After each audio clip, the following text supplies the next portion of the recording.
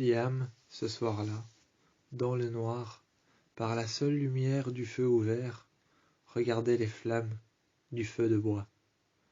Les yeux plongés dans les yeux bruns de Théo, appuyé auprès de l'épaule de Théo, il levait les yeux au ciel, et contre Théo, il l'entendait de doux murmures à son oreille. Après lui avoir demandé « C'est quoi ?» Théo lui caressa l'arcade sourcilière, d'un geste léger et infime, et ils rapprochèrent ses lèvres près des siennes, et avant de les retirer, lèvres contre lèvres, ils l'embrassèrent et le regarda.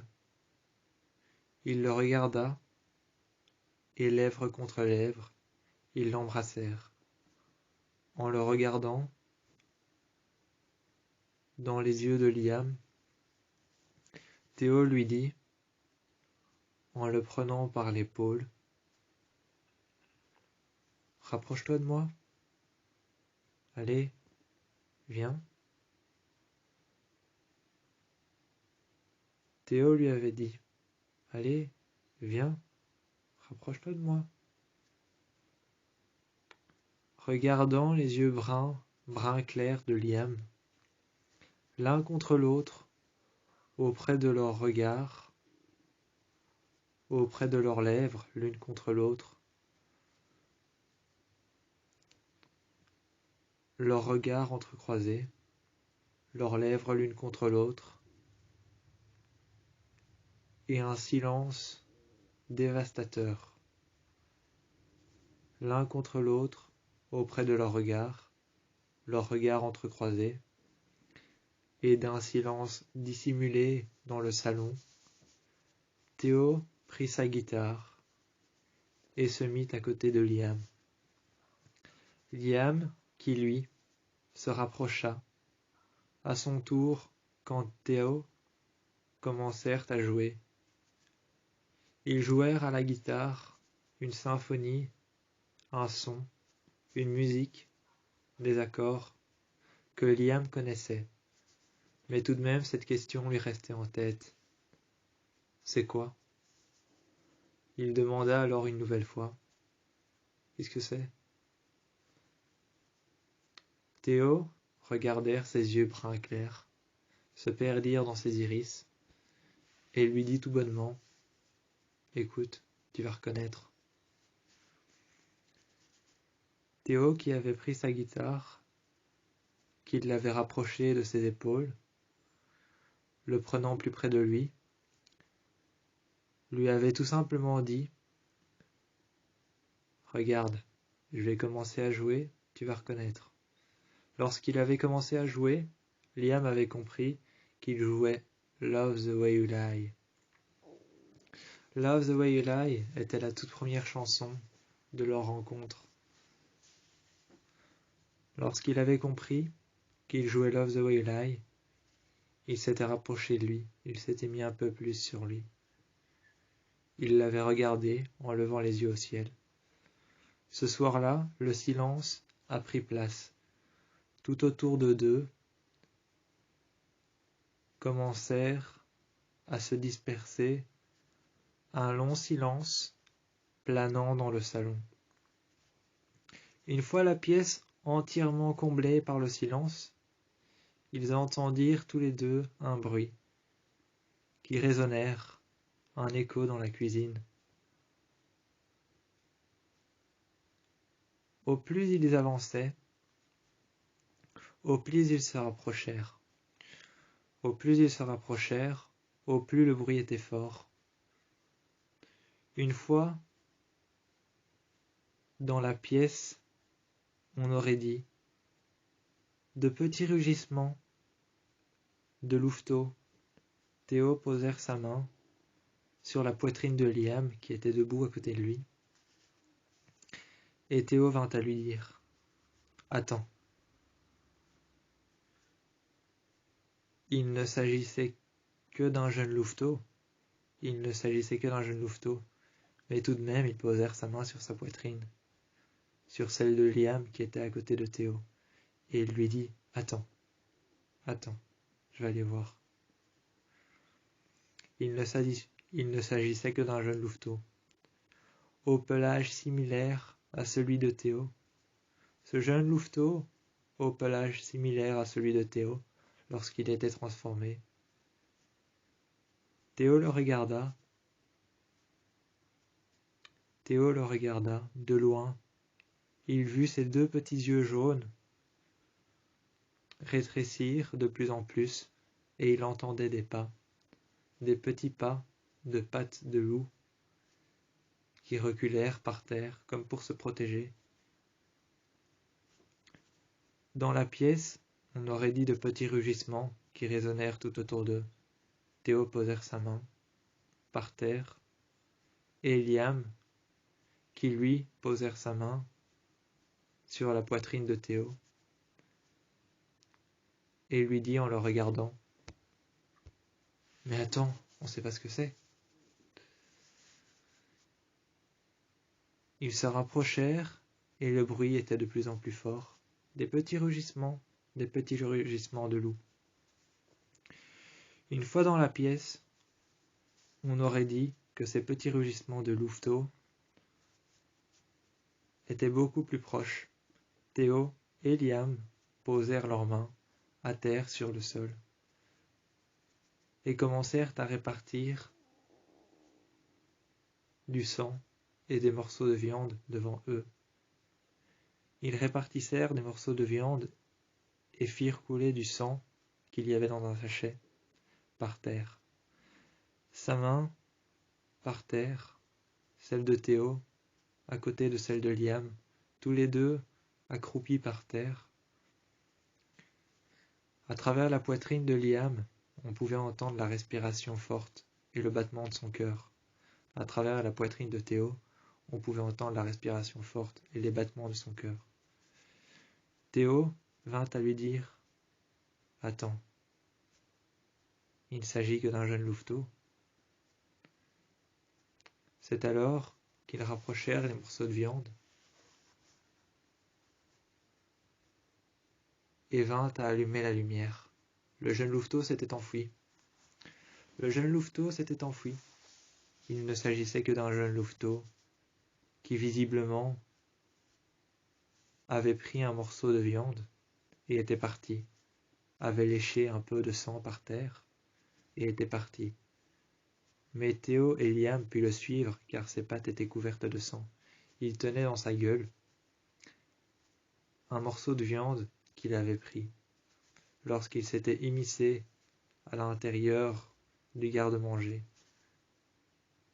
Lorsque le louveteau s'était émissé à l'intérieur du garde-manger, ils laissèrent derrière lui des traces de sang qu'il avait aux pattes. Lorsqu'il mangeait ce morceau de viande qu'il avait dans sa gueule, le jeune louveteau s'était émissé en suivant l'odeur de la viande, de la chair fraîche. Devant Liam et Théo, ils se protégèrent en reculant et en portant dans sa gueule un pavé de viande qu'ils traînèrent devant lui. Du sang qui saignait juste devant lui, tout en coulant du pavé de viande qu'il avait dans sa gueule. Il rugissait et regardait Théo et Liam. De tout petits rugissements de louveteau, Théo et Liam, lui disaient qu'il n'avait rien à craindre, qu'il n'avait pas à avoir peur. Théo et Liam lui disaient « Tu n'as pas à avoir peur ». Ils commencèrent alors à l'apprivoiser, lentement mais sûrement. Théo lui donnèrent le nom de Little Moon. Théo lui avait donné le nom de Little Moon. Liam, lui, restèrent à côté et lui dit « Petite lune ?» Pourquoi, Théo ? Théo répondit « Pourquoi pas ?» Depuis cette nuit-là, Ils sont 3. Et le jeune loup s'était installé entre Théo et Liam. Plus tard, Liam dit à Théo: « Qu'est-ce que tu penses de Petit Néon ?» Ils réfléchissèrent alors ensemble, avec Little Moon qui était en train de dormir entre Liam et Théo. Entre Liam et Théo qui étaient assis tous les deux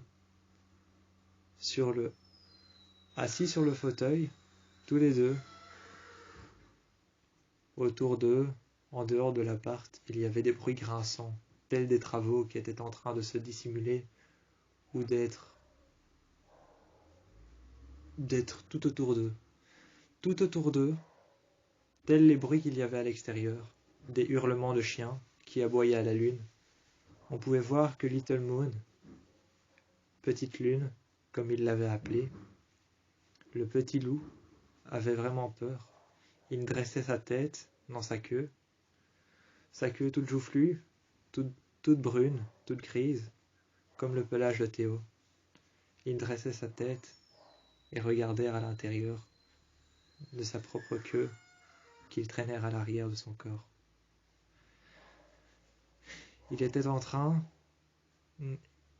d'avoir peur, ou il essayait de dormir et il avait peur. Soit il avait peur, soit il essayait de dormir, soit il se protégeait. Mais Théo et Liam ont estimé qu'il avait peur à cause des hurlements de chiens, des travaux à l'extérieur, des bruits assourdissants, des bruits grinçants et stridents qu'il y avait à l'extérieur, la circulation, les voitures, les éclairages. Et soudainement, Little Moon, près de Théo et Liam, mit sa queue autour de ses yeux et se tournèrent proche de Théo. Mit sa queue autour de ses yeux, autour de lui, et se tournèrent proche de Liam. À chaque fois, il faisait une alternance, puis une autre. Il se mettait proche de Liam, proche de Théo. Il avait peur. Les bruits qu'il entendait l'effrayaient. Pendant ce temps-là, Liam caressait son petit pelage qui le protégeait. Théo caressait sa tête en dessous de son oreille. On pouvait l'entendre ronronner, faire de petits rugissements très infimes. Et ils le caressèrent. Et ensemble, ils réfléchissèrent à Petite Lune ou Petit Néon. Comment allait-il l'appeler? C'est alors que Théo vint à dire Petite Lune, Petit Néon. Et ils réfléchissèrent ensemble. Est-ce qu'on l'appellerait pas Lumière Vive? C'est alors qu'ils réfléchissèrent. Et ils mirent alors le loup, le jeune louveteau, ils le mirent par terre. Il le mit alors par terre. Il s'était remis debout, sur ses pattes. On pouvait voir qu'il avait peur. Il tremblait, et son pelage était crispé. Liam se mit alors sur les marches d'à côté, les marches de droite. Théo sur les marches de gauche. Et chacun avait disposé devant eux, chacun avait disposé des noms.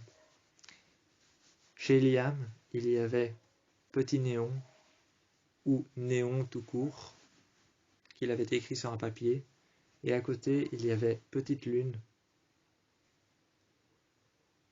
ou Lumière étincelante. C'est alors que le jeune loup regardèrent les papiers qu'il avait disposés et se rapprochèrent du papier sur lequel il était écrit Lumière étincelante. Ensuite, plus proche de Petite Lune, plus proche de Petit Néon. Finalement, plus tard le soir, c'est vers Théo qu'il vint à aller. C'est vers Théo qu'il vint à aller, et il se retrouva juste en face de ce petit papier qu'il prit dans sa gueule et qu'il donnèrent à Théo. Théo prit alors le jeune loup par en dessous de son museau. Il ouvrit sa bouche dans sa main et ils laissèrent tomber le papier.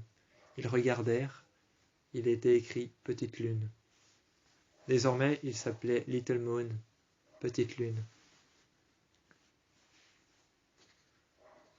Liam mit alors, les uns après les autres, les papiers dans le feu,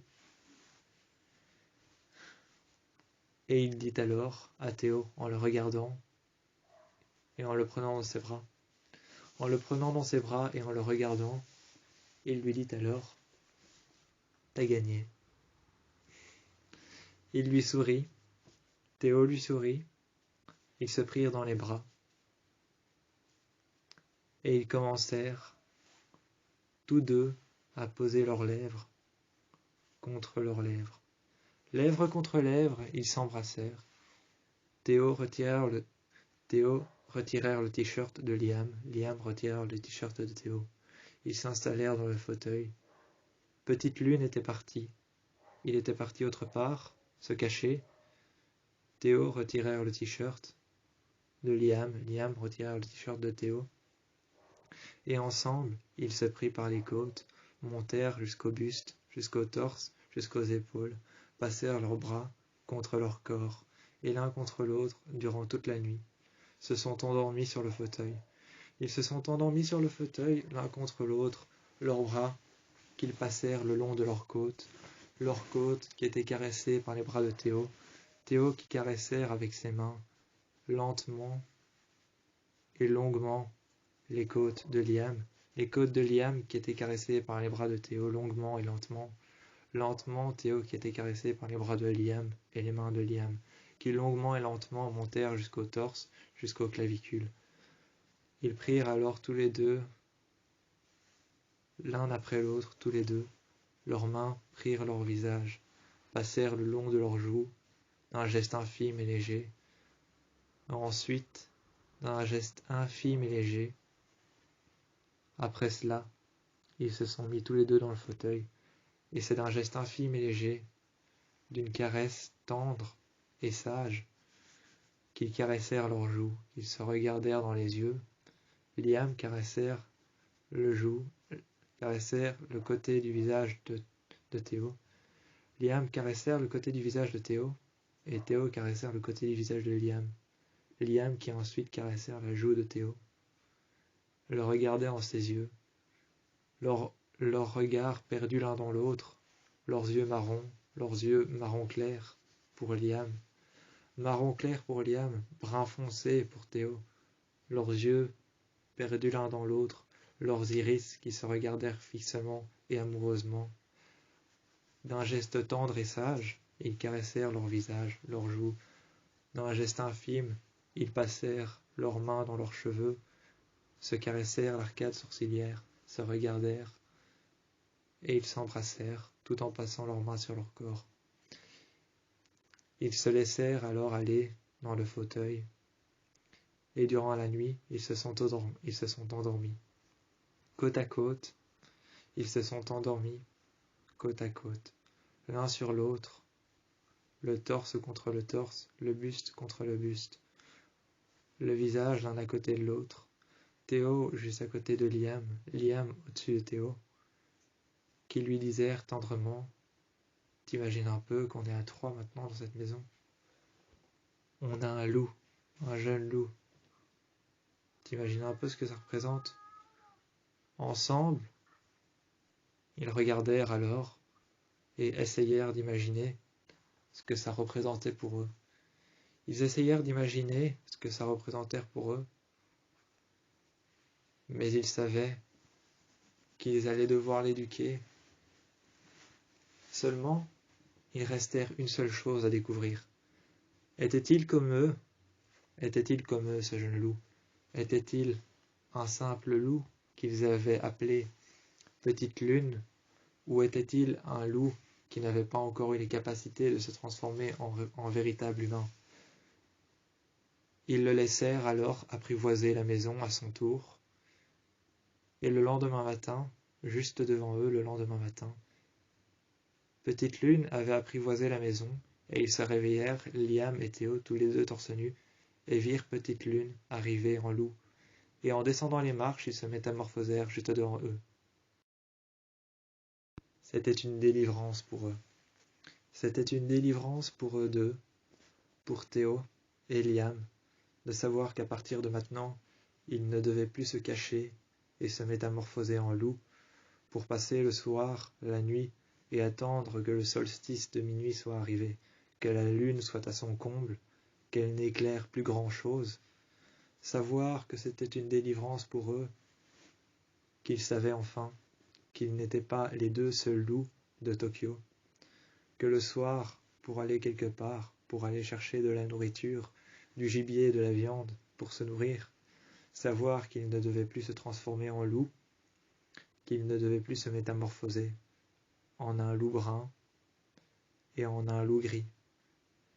Ils savaient que c'était une délivrance pour eux, car le soir, pour eux, c'était toujours autant embêtant de savoir que eux deux, les deux seuls loups de Tokyo, pour eux, c'était une délivrance de savoir qu'il y en avait un troisième.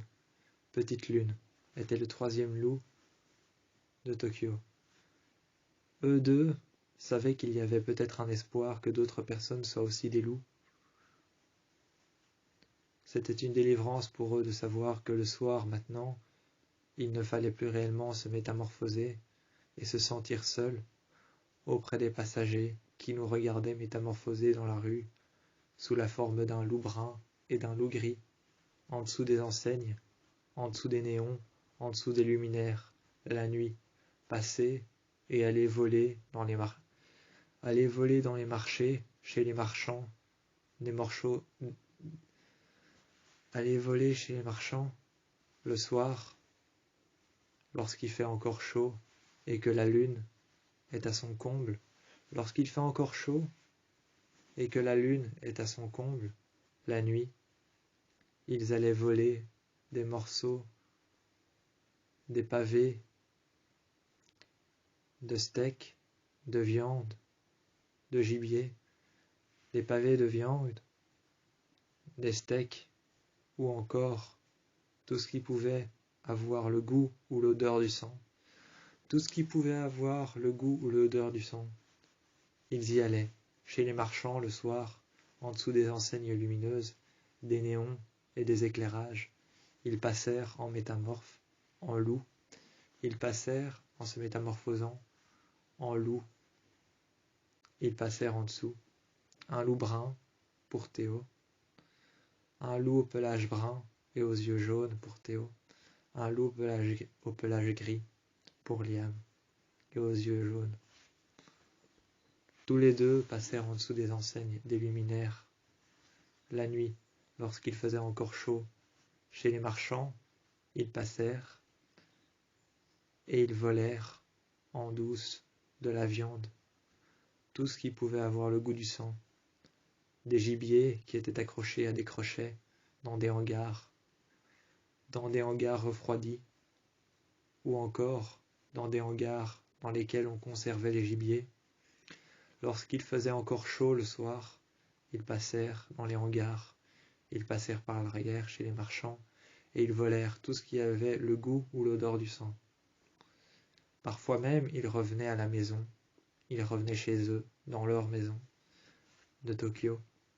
Dans leur maison de Tokyo, parfois même le soir, ils revenaient avec des sachets remplis de sang, car ils savaient que pour un loup, le sang, c'était fatal. Cela même, ils s'en servaient parfois comme appât pour les prédateurs qui les chassaient eux. Les prédateurs qui les chassaient eux, même en tant que prédateurs. En tant que prédateurs soi-même, il y avait d'autres prédateurs qui les chassaient. Ils savaient que le sang, le goût du sang, l'odeur, la viande allaient servir comme appât pour pouvoir atteindre ces prédateurs et les chasser, les combattre. Mais ils savaient maintenant qu'ils devaient avant tout cela, ils savaient maintenant qu'ils devaient apprendre ça à Petite Lune. Petite Lune était le jeune loup. Il avait un pelage tout à fait particulier. On ne savait pas encore pourquoi il avait un pelage tout à fait particulier, mais celui-ci était presque similaire à celui de Théo. Celui de Théo était brun, avec de légers tons. Celui de Théo, son pelage à lui, il était brun, avec de légers tons qui pouvaient être de la couleur d'un loup gris, d'un loup beige ou d'un loup blanc. C'était particulier. Les tons de couleur, les teintes de couleur dans son pelage, il y avait des mèches qui étaient un peu plus grises, d'autres qui étaient un peu plus beige, d'autres un peu plus claires. Il avait des mèches de toutes les couleurs, de toutes sortes, un peu plus claires, un peu plus sombres, un peu plus brunes, un peu plus blanches, blanc clair, blanc simple, blanc cassé, blanc estompé. Parfois même, on avait l'impression lors de la pleine lune, on avait l'impression que le pelage de Théo était dissimulé à travers toutes les couleurs. À travers toutes les couleurs d'un loup, noir, brun, brun simple, brun avec des mèches beige, blanc ou gris. À la pleine lune, on avait l'impression que le pelage de Théo, lorsqu'il sortait et qu'il se transformait avec Liam, lorsque Liam le regardait marcher à l'extérieur sur ses quatre pattes, il avait l'impression que son pelage, lorsqu'il bougeait au vent, il avait l'impression qu'il détenait les quatre couleurs, le noir, le blanc, le brun, le beige, parfois même le gris. Mais cela était rare de voir les 5 couleurs. Il y avait parfois même, mais c'était seulement lors de la lune rouge. Lors de la lune rouge, le pelage de Théo se transformait pratiquement en la même couleur que le pelage du coyote. Le pelage du coyote, c'était pratiquement le même que celui de Théo lors des lunes rouges. Mais aujourd'hui, il savait que celui qui avait le pelage le plus particulier, c'était Petite Lune. Petite Lune avait le pelage le plus particulier, car lui, il était orange, noir, gris, blanc, blanc cassé, brun, et parfois même noir. Cela était très, très perturbant. Cela était très, très perturbant de voir que le pelage de Petite Lune, un loup qu'ils ne connaissaient pas, qu'ils avaient tout bonnement accueilli, qu'ils avaient tout bonnement dompté, était très particulier. Maintenant leur enfant, Petite Lune, avait le pelage d'un petit loup, encore assez particulier pour pouvoir se poser des questions sur lui. Est-ce que son pelage était particulier par rapport à l'endroit d'où il venait? Fallait-il lui poser la question ou était-il trop tôt? Son pelage était-il particulier parce qu'il était tout simplement spécial, mais qu'il ne le sait pas encore? Peut-être ne le sait-il pas encore et ne l'a-t-il pas encore découvert, mais son pelage est peut-être spécial par rapport au fait de l'endroit d'où il vient, de qui il est ou de son pouvoir, de ce qu'il détient en lui, sa nature même. Est-ce que son pouvoir, c'est de pouvoir prendre l'apparence d'un coyote, d'un loup, ou même d'avoir la capacité de changer son pelage selon les cycles de la lune? Peut-être avait-il la capacité de changer son pelage selon les cycles de la lune. Lors des cycles courts, son pelage devenait-il gris? Lors des cycles longs, son pelage devenait-il noir? Lors des cycles atténués, comme on les appelle, les cycles atténués sont les cycles qui sont entre le long et le court. Lors des cycles atténués, qui sont entre le long et le court, les cycles de pleine lune, avaient-ils la capacité de prendre un autre pelage que le brun, que le gris, que le blanc ou que le noir? Avait-il la capacité de changer son pelage, voire même de le métamorphoser en celui d'un coyote pour pouvoir passer inaperçu? Avait-il ce don? C'est seulement plus tard que lorsqu'un soir, Petite Lune avait disparu, Théo et Liam le cherchaient partout, avait cherché dans la chambre, sous le lit, dans le garde-manger, là où il y avait les crochets, qui détenaient de la nourriture, de la viande, notamment des gibiers, recouverts de sang et encore frais. La chair fraîche et l'odeur du sang qui planait dans cette pièce, ils avaient cherché par terre, car souvent Petite Lune allait dans cet endroit pour se recueillir, pour se retrouver seule, pour ne pas être avec Théo et Liam. Souvent Petite Lune allait là. Il n'avait pas encore tout à fait adapté. Il n'avait pas encore tout à fait adapté le style de vie que menaient Théo et Liam. Il n'était pas encore totalement sous l'influence de cette maison qui se trouve en plein cœur de Tokyo. Il n'était pas encore sous l'influence de cette maison. Théo et Liam, eux, avaient plus facile, car ils habitaient là. Seulement, Petite Lune, lui, n'était pas encore totalement apprivoisé par l'endroit, par Tokyo, par cette maison en plein centre de la ville, par les bruits qu'il y avait à l'extérieur, par les phénomènes qui s'y passaient.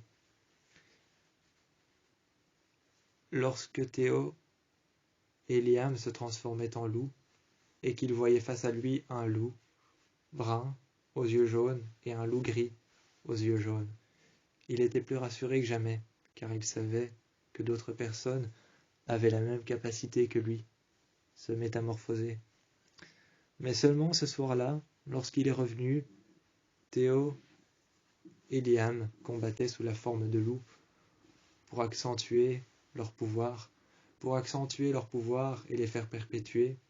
Ils se combattaient sous la forme d'un loup. Dans le salon, on entendait des rugissements. On pouvait voir que lorsque Théo se retransformait, il avait des marques de lacération et de griffes sur le torse. Il y avait du sang sur ses mains qui coulait le long de ses bras. Ils se disputaient souvent comme ça, mais ce n'était pas une dispute, c'était un combat loyal, à travers lequel ils faisaient en sorte que leur pouvoir s'accentue, devienne plus fort, et ils faisaient perpétuer, et ils faisaient durer leur pouvoir. À travers ces combats, souvent, Petite Lune admirait Théo.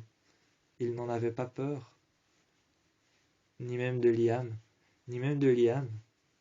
Il n'avait pas peur de Liam ou de Théo. D'aucun d'eux, lorsqu'ils se battaient, il n'avait peur. D'aucun d'eux, il n'avait peur lorsqu'ils se battaient. Il les regardait, il restait assis. Cela n'était pas déconcertant ou ne les déconcentrait pas pour autant.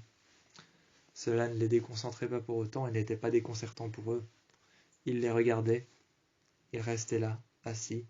Parfois même, pour ne pas les déranger, il se cachait dans un endroit dans lequel il pouvait avoir une vue sur eux deux, qui se battaient, qui se griffaient, qui se hurlaient dessus, qui hurlaient à la lune, qui se combattaient avec leurs griffes et leurs crocs, qui se prenaient par le museau, qui se jetaient contre les murs, qui se griffaient, qui se relevaient, qui se métamorphosaient en Théo et Liam, et puis ensuite qui se métamorphosèrent en un loup brun et un loup gris, qui hurlèrent à la lune avant de combattre, avant de sortir les griffes, et de commencer à griffer, à hurler, ou encore à combattre, jusqu'à ce que le perdant soit à terre. Jusqu'à ce que le perdant soit à terre, jusqu'à ce que le gagnant se relève. Ils commencèrent à combattre, jusqu'à ce que le gagnant se relève et que le perdant soit à terre, que le sang coule, et que leur pouvoir s'accentue et se perpétue, pour devenir de plus en plus forts. Eh bien, Petite Lune savait qu'il faisait semblant, alors il n'en avait pas peur. Un soir, il est sorti pour essayer de faire pareil. Et tous les deux, Théo et Liam, se sont métamorphosés en eux deux. Ils se sont métamorphosés en eux deux.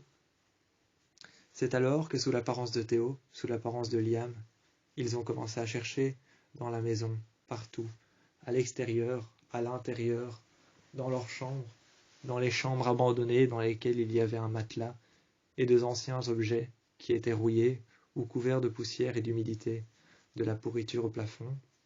Dans cette maison dans laquelle ils étaient, la pourriture noire qui était en train d'embellir le plafond,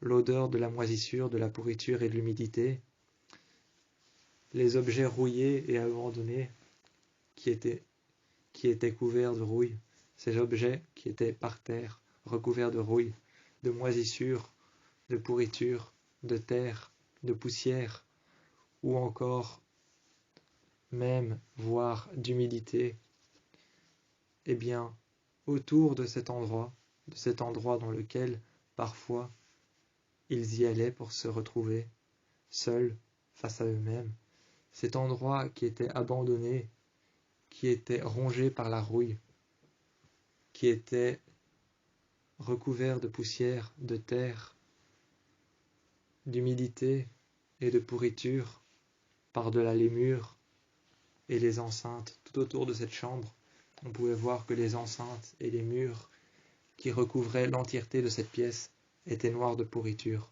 Ça sentait moisi, ça sentait la terre, ça sentait l'humidité, ça sentait l'extérieur, ça sentait la forêt. Un soir, ils y sont allés pour voir si Petite Lune n'y était pas allé lui aussi, car c'était un endroit dangereux. C'était une chambre de cette maison, mais qui tenait à peine debout. Elle ne tenait pratiquement pas debout. Alors ils y sont allés, pour voir si Petite Lune n'y était pas allé lui aussi. Ils ont trouvé Petite Lune dans cet endroit, qui était en train de faire comme eux lorsqu'ils se battaient. Il se battait avec un objet qu'il avait trouvé, qui était couvert de rouille. Soudainement, Théo s'est transformé aussi vite qu'il le pouvait. Théo s'est transformé aussi vite qu'il le pouvait. Liam s'est transformé aussi vite qu'il le pouvait. Liam a pris dans la gueule l'objet avec lequel Petite Lune se battait, l'a jeté à l'extérieur. Tandis que Théo, lui, il a pris Petite Lune. Il a pris Petite Lune par le cou et il l'a déposée à l'extérieur. En courant avec Petite Lune qui était dans sa gueule, par laquelle il le tenait par le cou, il l'a déposée ensuite dans la maison. Ils se sont tous les deux métamorphosés en Liam et Théo. Ils sont arrivés devant Petite Lune et ils lui ont dit « Tu ne fais plus jamais ça. Tu ne vas plus jamais à cet endroit. C'est pas solide, ça tient pas debout. Il y a de la pourriture, il y a de la rouille, c'est toxique. C'est toxique pour toi, pour moi, pour Théo. Et pour Liam. Pour nous tous, autant que pour Liam, que pour moi, Théo, que pour toi, Petite Lune. C'est toxique, alors n'y va pas. » Petite Lune regardait Théo et commencèrent à sentir de la tristesse monter. Ils regardèrent ensuite Liam et sentaient la même chose, de la tristesse monter. Lorsqu'il a commencé à se mettre en boule devant eux, à passer sa queue au-dessus de ses yeux, son pelage a changé en celui d'un coyote. Ils ont essayé de s'approcher, son pelage est devenu noir. Ils ont essayé de lui parler, son pelage est devenu gris. Ensuite, ils lui ont dit « Est-ce que tu veux qu'on te laisse seul ?» Ayant fait un petit grognement, ils se sont retournés et ils sont partis. Ils en ont conclu que cela voulait dire oui. Petite Lune était restée. Petite Lune était restée à l'endroit auquel Théo l'avait ramenée, et son pelage était devenu blanc. Ensuite, lorsqu'ils sont redescendus et qu'ils ont vu Petite Lune, qui n'était plus triste, qui ne ressentait plus rien, mais qui dormait, son pelage était à nouveau comme avant, un mélange de brun, de blanc, de noir et de gris. Le soir même, dans le lit, lorsque Théo était à côté de Liam, que Liam était adossé contre le bras de Théo, adossé contre le bras de Théo, contre son bras, légèrement contre lui, et il lui dit alors, regarde, j'ai trouvé un article. Liam dit alors à Théo, qui lui, Théo, se retournèrent. Liam lui dit, regarde, j'ai trouvé un article. Ils regardèrent ensemble, il était écrit que celui qui est petit, mais qui a la grande sagesse, que celui qui ressemble à son père, que celui qui est similaire à ses descendants que celui qui a les 4 fourrures, les 4 pelages, que celui qui est le descendant, qui a la métamorphose du coyote, sera celui qui sera lié au Néméton. Lorsqu'ils ont lu ça, ils en ont conclu, et ils ont vu que Petite Lune n'était pas qu'un simple loup. C'était un loup qui avait grandi dans la forêt, notamment, plus exactement, là où se trouve le Néméton. Ils ont alors demandé le lendemain, lorsque Petite Lune était par terre et se réveillait doucement, retirant sa tête de sa queue toute joufflue qu'il avait laissée par-dessus ses yeux, faisant un petit grognement. Théo, qui était dans la cuisine avec un couteau en main, qui était en train de découper du gibier, de faire couler le sang et de le laisser tomber par terre pour que Petite Lune puisse le boire, car Petite Lune aimait bien boire le sang. Il aimait bien boire le sang des gibiers qu'il attrapait, qu'il partait chercher en forêt avec Théo et Liam. Il en ramenait toujours un, qu'il prenait dans sa gueule, et qui ensuite le soir il le mangeait. Auprès de Théo, auprès de Liam, le soir il le mangeait, il le dévorait avec ses petites crocs acérées. Avec ses petites crocs, ses petites canines, ses petites dents acérées, ses petites canines, ses petites crocs, ils mangèrent le gibier qu'il avait chassé. Avec Théo et Liam, qui eux se métamorphosèrent en eux-mêmes et partirent mettre le gibier qu'ils avaient dans leur gueule dans la forêt lorsqu'ils étaient encore des loups. Ils les accrochèrent dans la chambre froide, là où se trouvaient tous les gibiers qu'ils chassèrent. Tous les autres étaient ensuite séchés dans le garde-manger, là où ils ont trouvé Petite Lune pour la première fois. Petite Lune a demandé ce matin-là: « Pourquoi est-ce que vous me regardez ?» Petite Lune avait juste demandé: « Pourquoi est-ce que vous me regardez ?» Liam s'est donc métamorphosé en un loup gris, aux yeux jaunes. Sur le moment, Petite Lune se demandait pourquoi il s'était métamorphosé, s'il avait juste une question à lui poser. Il s'était approché de lui, s'était couché juste à côté, avait passé sa queue autour de Petite Lune. Ensuite, Théo est arrivé, s'est métamorphosé en un loup brun aux yeux jaunes, s'est mis à côté de lui, à côté de Petite Lune et à côté de Liam, a passé sa queue autour de Liam et autour de Petite Lune. Et au cours de ces dernières heures, ils ont parlé, ils ont demandé à Petite Lune d'où il venait. Petite Lune leur a tout raconté. Sa mère était morte, avait été chassée par les Argent. Il l'a retrouvée, quelque temps après, étendue par terre. Il s'est caché à l'intérieur d'une souche de bois, mais seulement il ne savait pas que c'était le Néméton. Il ne savait pas que c'était le Néméton. C'est alors que Théo s'est mis à côté de Liam. Liam s'est mis à côté de Théo.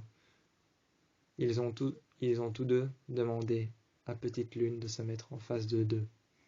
C'est alors que Petite Lune s'est mis en face d'eux, a passé sa queue autour de lui.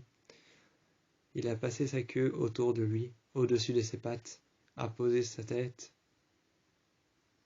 sur sa queue, les a regardés. Il a posé sa tête sur sa queue, a passé sa petite queue de loup autour de ses pattes et les a regardés. Avec ses yeux noirs, il a regardé Théo et il a regardé Liam. Ses yeux noirs, qui n'avaient pas encore de couleur, car il venait tout juste du Néméton et il ne savait pas encore s'il était un alpha, un oméga ou un bêta. Il ne savait pas encore à quel stade il était. Il ne savait pas encore. Seulement, Théo et Liam savaient qu'il n'était pas un alpha. Théo et Liam savaient qu'il n'était pas un oméga. Il était sûrement bêta, mais il ne savait pas encore à quel stade il était, ni même comment arriver à un certain stade. Comme il ne le savait pas, il fallait lui apprendre. Mais pendant un certain temps, pendant une certaine heure, ils ont tous deux parlé à Petite Lune qui a parlé à Théo et à Liam, un loup brun, un loup gris et un jeune loup aux multiples couleurs, au pelage teinté de noir, de brun, de gris et parfois même de blanc cassé. Ce pelage si spécial reflétait la personne qu'il était. Le loup du Néméton. Ça reflétait sa personnalité, qui il était. Le loup du Néméton. Désormais l'enfant de Liam et Théo. Mais il savait qu'il venait du Néméton, ce qui voulait dire qu'il avait un pouvoir particulier, mais qu'il fallait empêcher tout désastre avant qu'il ne puisse plus le contrôler. Avant qu'il ne puisse plus le contrôler, il fallait empêcher tout désastre, qui pouvait notamment atteindre Petite Lune. Tout désastre qui pouvait atteindre Petite Lune, il fallait essayer de l'empêcher. Il fallait essayer de l'empêcher, car tout désastre qui pouvait atteindre Petite Lune ferait en sorte qu'il se sente menacé, qu'il se serve de son pouvoir, et car Petite Lune ne sait pas encore s'en servir correctement, cela pourrait causer certains dommages dévastateurs. Il ne sait pas encore contrôler ou ni même se servir de son pouvoir correctement, ni même à quoi il sert et ce qu'il est, ni même quelles sont les puissances de ses capacités. Il ne le savait pas. Alors, il a donc attendu. Et pendant un certain temps, Liam et Théo ont dit à Petite Lune, tu vas devoir rester ici chaque jour qui passe. On ira te chercher à manger, on ira dans la forêt, on te ramènera du gibier, on te versera du sang et on te laissera la viande séchée, accrochée dans la chambre froide, si tu as faim. Ils lui ont alors laissé de la viande séchée en masse, accrochée à des crochets, dans le garde-manger, mis par terre, au pied de Petite Lune. Au pied de Petite Lune, lorsqu'il allait dans le garde-manger, mis par terre en masse, en tas, on pouvait voir de la viande, des gibiers et du sang qui coulait. Au-dessus de lui, des crochets sur lesquels étaient accrochés des gibiers, des lapins, des cerfs, des biches, des fauves qui étaient accrochés. Tout autour de lui, il avait de la viande, de quoi manger, de quoi se nourrir, de quoi boire. Liam et Théo lui avaient laissé ça, et eux deux étaient partis combattre. Ils étaient partis combattre, ils étaient partis chez les Argent, surtout chez Allison, pour pouvoir essayer de comprendre qui a tué sa mère, pour pouvoir essayer de comprendre quel est le pouvoir et quelle est la puissance du pouvoir du loup du Néméton. Ils ont longtemps parlé avec Allison et avec les autres, avec Malia, avec Lydia, avec Allison, avec Scott et avec Styles. Ils ont longtemps parlé de tout et de rien, mais surtout du petit loup que Liam et Théo venaient de trouver. Le petit loup que Liam et Théo venaient de trouver. Ils en ont longtemps parlé avec Scott, avec Styles, avec Allison, mais surtout avec Scott, car il était l'alpha. Scott était l'alpha, Allison était l'archer. Ensuite, on avait Styles, qui lui était éperdument. Styles était éperdument le seul à pouvoir savoir comment faire et comment pratiquer les plans et les mouvements pour ne pas que tout empire. Pour ne pas que tout empire, pour ne pas que tout parte, pour ne pas que tout parte ou que tout se décime dans la forêt, pour que tout ne commence pas à se décimer dans la forêt et que tout ce qu'il y a autour d'eux ne commence pas à se décimer tout seul.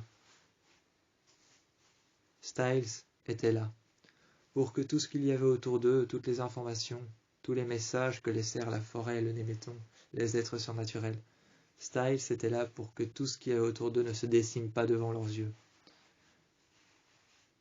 Pour que tous les secrets ne se déciment pas, ne disparaissent pas. Allison, elle, était là pour parler du loup du Néméton, qui était Petite Lune, pour parler de sa légende, de son pouvoir, de sa capacité, de la capacité de son pouvoir. Pour que tout ne disparaisse pas, il y avait Styles. Allison était là pour parler du loup du Néméton, Petite Lune. Elle était là pour parler de Petite Lune. Elle était là pour parler de son pelage. Pourquoi est-il si différent des autres? Pourquoi son pelage est-il si différent des autres? Pourquoi n'est-il pas simple et ne se simplifie-t-il pas? Pourquoi son pelage ne se simplifie-t-il pas avec les années et ne deviennent pas simplement entièrement bruns? Car tous les loups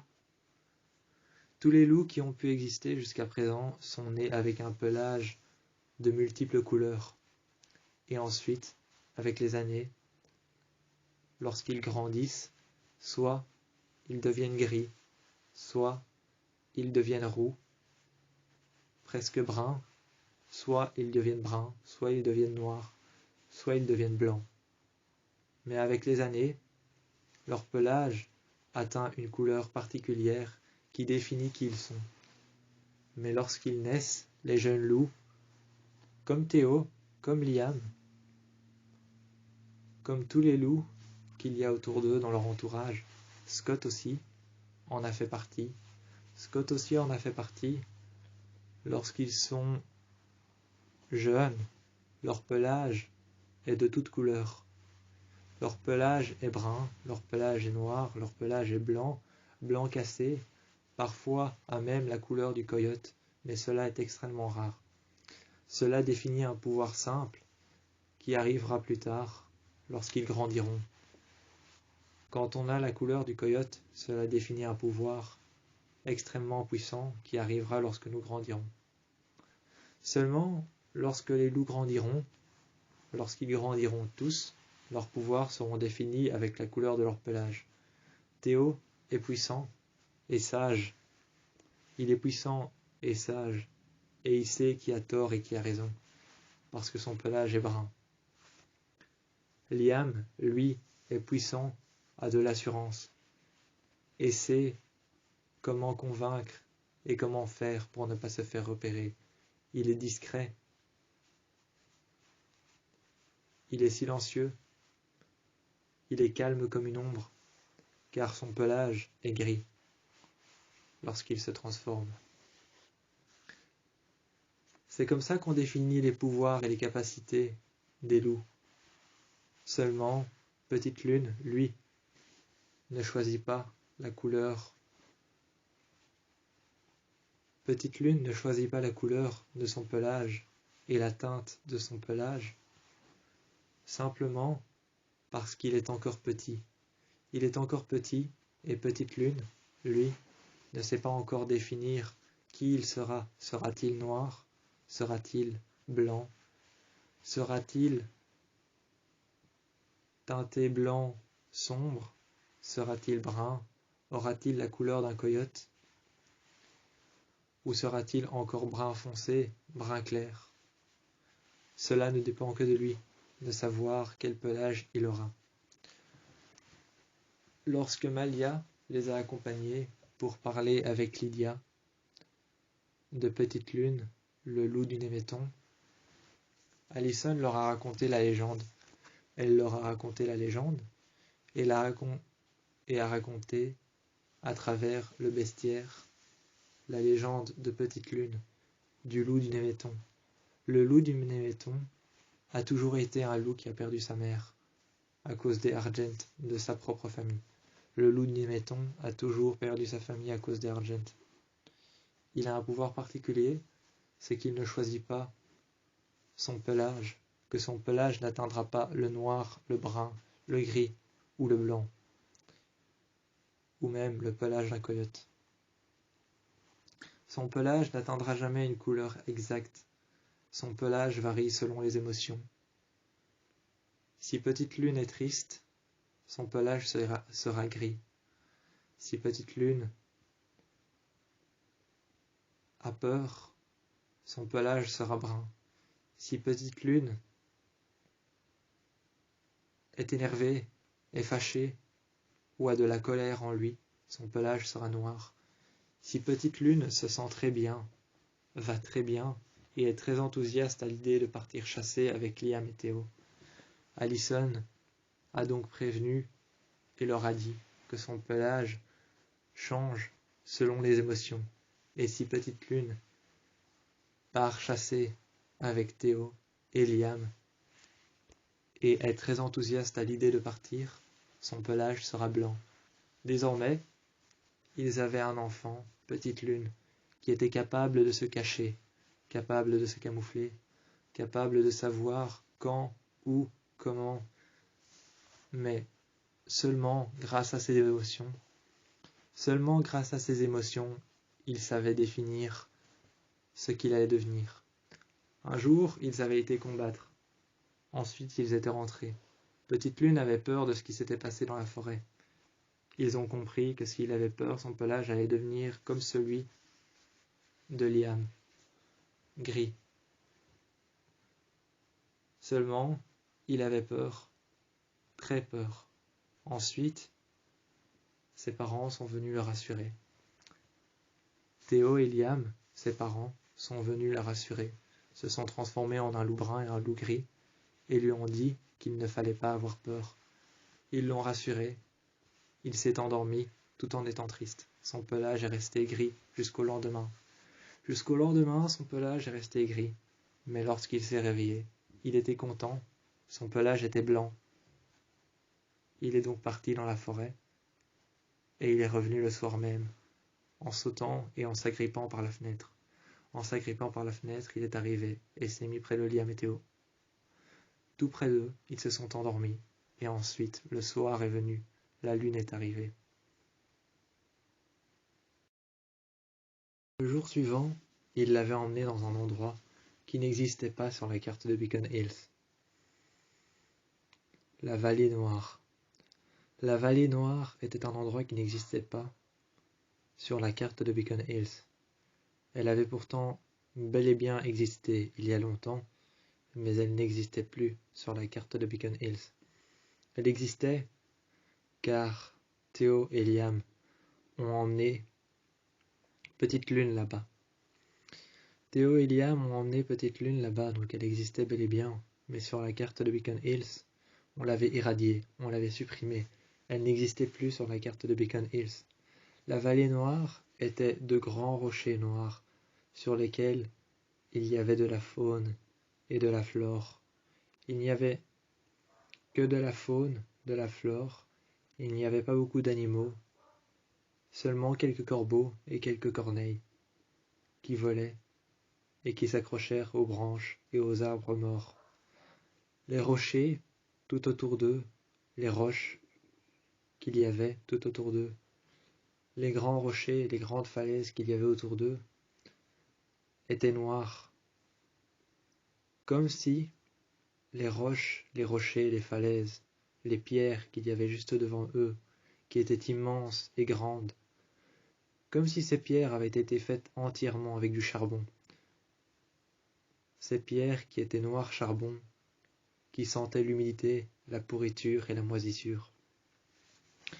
Tout autour, il y avait cette grande roche, tout autour de Petite Lune, qui était assis juste devant l'eau, qui regardait le courant passer. Tout autour d'eux, la falaise noire. Tout autour d'eux, dans la falaise noire, il y avait cet endroit, à travers lequel on pouvait voir que la roche était pratiquement faite en charbon. Cette roche sur laquelle tu pouvais voir que tout ce que tu faisais, Cette roche avait un don, c'est pour ça qu'elle a été supprimée de la carte de Beacon Hills, car la personne qui s'occupe des cartes de Beacon Hills a décidé que toute chose qui a un don, mais qui n'est pas un être humain ou un animal, ne peut exister. La règle a été donc approuvée. La règle a été approuvée et acquiescée. Elle a été acquiescée par la famille Argent. Il y a très longtemps de ça, l'un des ancêtres des Argent a approuvé cette situation. Toute chose qui n'est pas un animal ou un être humain qui possède un don doit être supprimée de la carte, irradiée, effacée à jamais. La falaise noire dans laquelle ils étaient, Petite Lune regardait tomber chaque goutte d'eau. Il regardait tomber chaque goutte d'eau, il regardait tomber de la falaise noire dans laquelle s'enfonçait un gouffre sans fond, dans lequel on pouvait voir que ce gouffre, ce trou à travers la falaise noire, était pratiquement sans fin. On pouvait y jeter une pierre, on l'entendait tomber, mais on ne l'entendait pas arriver dans l'eau. On pouvait plonger, on avait l'impression qu'il n'y avait pas de fin. La falaise noire était appelée comme ça parce que la cascade qui tombait de la falaise, cette falaise faite de charbon, à travers lequel, si tu t'appuies dessus, si tu prends contact avec cette falaise faite de charbon entièrement noir, faite de fumée, cette falaise faite de fumée noire, de charbon noir et de poussière noire, qui te salit les doigts et qui te salit les mains, si tu prends contact avec, la falaise te dira un événement, soit qui ne s'est pas encore produit, soit un événement qui t'est arrivé. Cette falaise a le pouvoir de dissimuler des événements, des avènements, ou encore des souvenirs ou des choses qui te sont arrivées. Des choses qui sont arrivées, qui te sont arrivées, qui nous est arrivé, tout ce qui nous est arrivé, qui arrivera, des événements autant que des avènements, des souvenirs ou des choses qu'on a voulu dissimuler ou oublier, des choses décimées qu'on a voulu supprimer ou qu'on veut oublier. La falaise le sait. Selon ton humeur, si tu as un contact avec elle, selon ton humeur, elle choisit de prendre un avènement, quelque chose qui va arriver, un souvenir, quelque chose qui est arrivé, ou quelque chose que tu as vécu, que tu as senti, que tu as pu voir. Elle le choisit à travers le contact que ta main a avec la pierre. Et elle t'en fait part. À travers tes yeux, tu peux voir ce que la pierre te montre. Tu peux voir ce que la falaise, ce que la pierre, ce que la roche te montre. Elle t'en fait part, elle te fait part de ses souvenirs, de ses avènements et de ses événements. Des souvenirs aussi lointains que proches, ces souvenirs, elle les sait, elle t'en fait part, et tout ce qui a été dissimulé, supprimé, qui a été décimé, elle te le rappelle. C'est pour ça que la falaise noire a un fort pouvoir sur l'être humain et sur les loups. Donc ils n'y sont pas restés longtemps. Mais Petite Lune voulait rester plus longtemps pour pouvoir savoir si la profondeur de la falaise dans laquelle tombait la chute d'eau était aussi profonde qu'il le pensait. Il voulait savoir si la chute d'eau qui tombait dans les profondeurs du trou, ce trou noir à travers lequel il avait jeté une pierre dont il n'avait même pas attendu d'écouter, il n'avait même pas attendu et même pas entendu la pierre tomber, arriver dans l'eau. Il n'avait pas entendu le bruit d'une pierre qui tombe dans l'eau. Il avait juste entendu un écho de quelque chose qui tombait à travers un trou noir. La chute d'eau qui tombait dans ce trou ce trou noir, cette falaise, la falaise noire, cette chute d'eau qui tombait au beau milieu de ce trou. Ce trou qui avait l'air d'être le néant, le noir et l'obscurité. Eh bien, ce trou qui avait été creusé par l'érosion, par la falaise elle-même, par le temps et les années, par l'érosion, ce trou qui avait été erroné et supprimé de la carte de Beacon Hills. Il voulait en savoir la raison. Pourquoi est-il si profond? Est-ce que en dessous de ce trou dans lequel la falaise fait couler la chute d'eau qui atterrit tout au fond,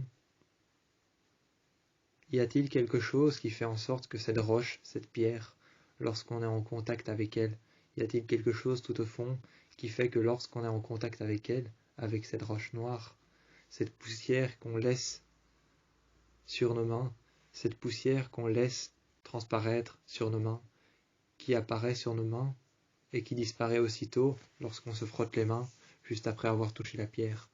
Y a-t-il une raison pour laquelle on a toujours l'impression de sentir ses souvenirs lorsqu'on a pris contact avec la pierre? Y a-t-il une raison?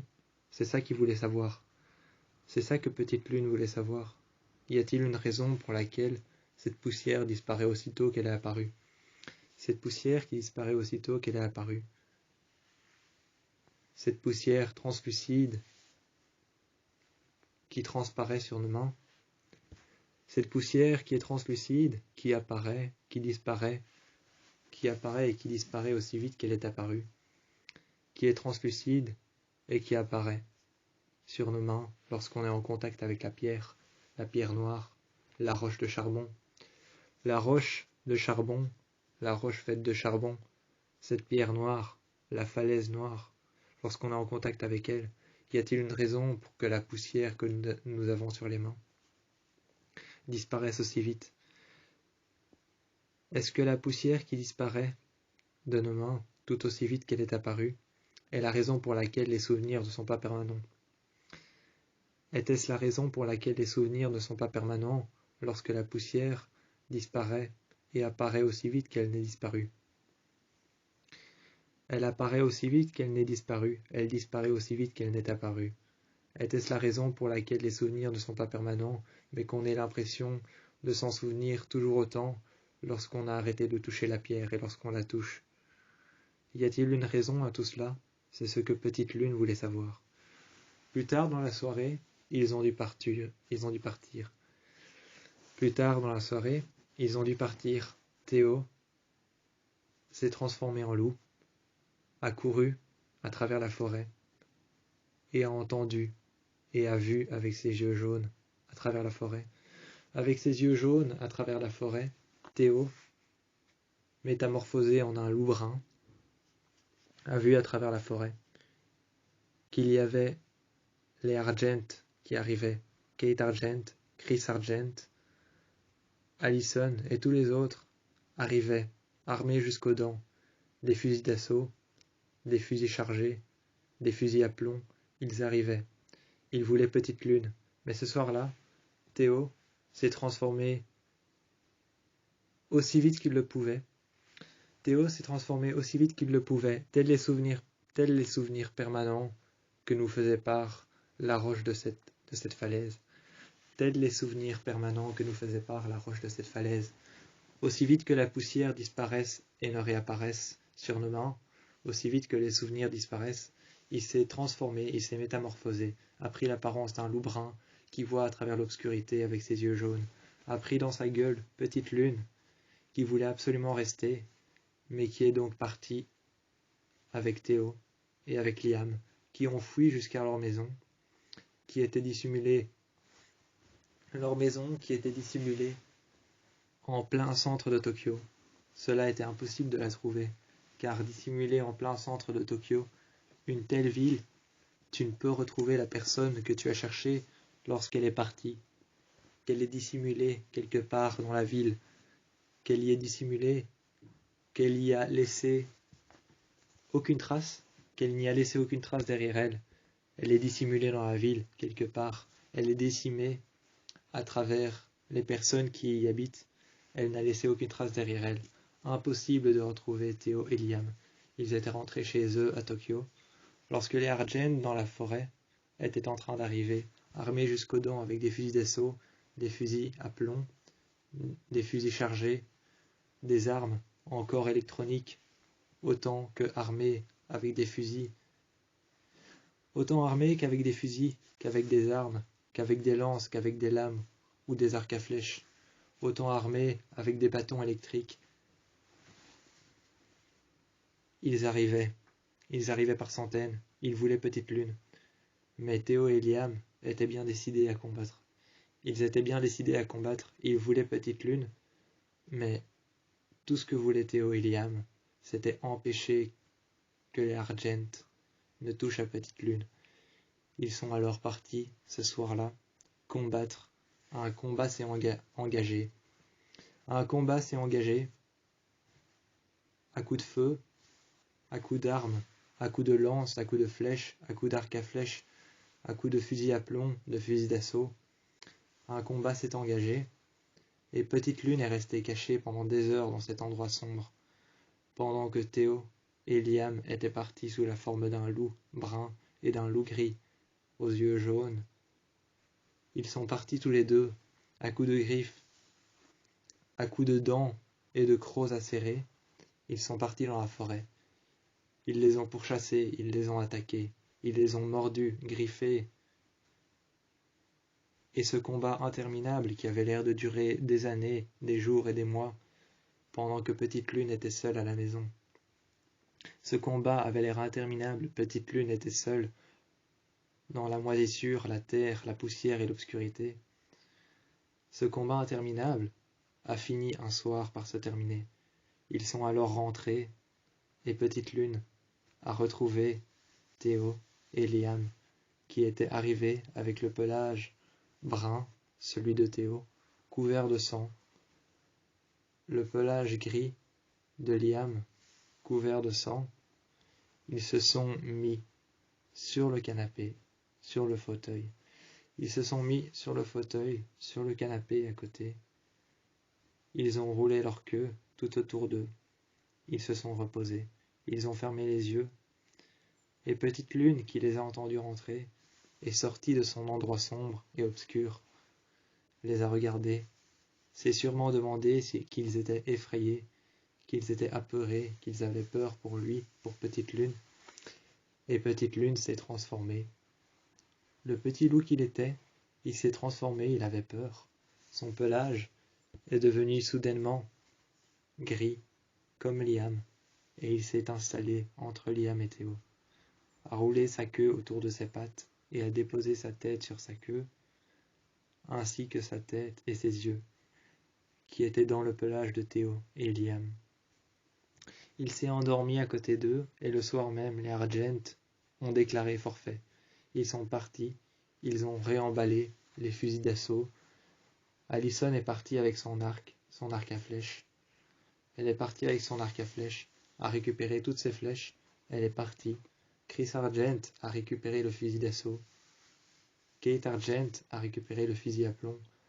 Ils les ont tous les deux déchargés. Autant Chris que Kate, ils sont repartis et ils ont laissé Théo et Liam tranquilles. Ils ont essayé de les chercher dans tout Tokyo, mais durant toute la nuit, ils n'ont rien trouvé. Kate a fini par dire à Chris qu'il fallait les laisser. Elle lui a dit qu'il fallait les laisser, qu'il fallait leur faire entendre raison, leur faire croire qu'ils avaient gagné, et que lorsqu'ils ne s'y attendaient pas, lorsqu'ils ne s'y attendraient pas, ils reprendraient leurs fonctions, reprendraient leurs armes, rechargeraient les fusils, et Allison repartira au combat avec eux pour pouvoir les attaquer et mettre Petite Lune en cage. Seulement ce soir-là, ils se sont barricadés chez eux, et Petite Lune dormait tranquillement près de Théo et près de Liam. Près de Théo et près de Liam, tous deux qui étaient effondrés de peur et effondrés à cause du combat, effondrés à cause du combat, de peur qu'il ne s'empare de Petite Lune. Ils étaient effondrés tous les deux, de fatigue et de peur qu'il ne s'empare de Petite Lune. Ils étaient effondrés, et soudainement, Théo qui se laissait râler sur le fauteuil, à côté de Liam qui se laissait râler tout autant que Théo, un loup brun et un loup gris, le pelage recouvert de sang.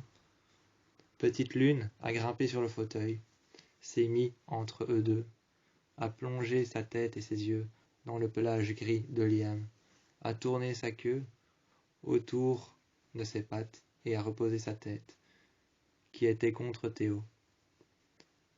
Ensuite, ils ont dormi tous les trois, l'un sur l'autre, et Petite Lune s'est endormie, en rêvant du lendemain.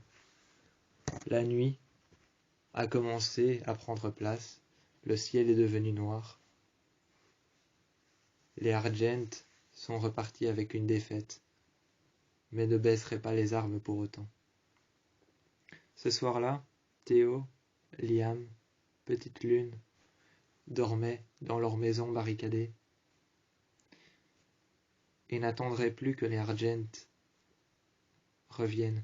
Ils n'attendraient plus que les Argent reviennent, car ils savaient qu'ils allaient revenir. Ils n'attendraient plus.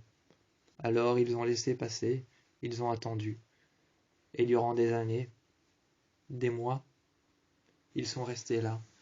De temps en temps, Théo ou alors Liam partait chercher du gibier, un lapin, une biche, un cerf,